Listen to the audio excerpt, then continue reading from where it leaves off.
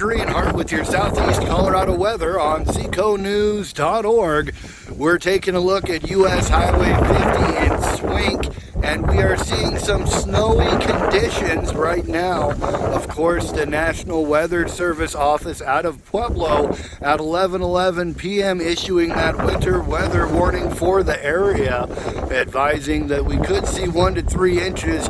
It kind of looks like we might already be there for the accumulations they've called for, so we'll have some updates on that this morning for you, and lots of snowfall. So the National Weather Service does want you to use caution when traveling today. You can expect icy and slippery road conditions and some blowing wind impacting visibility. So break out the snow boots today and make sure to leave with plenty of time if you've got to be out on the roads. If you can avoid travel today, you should probably do so.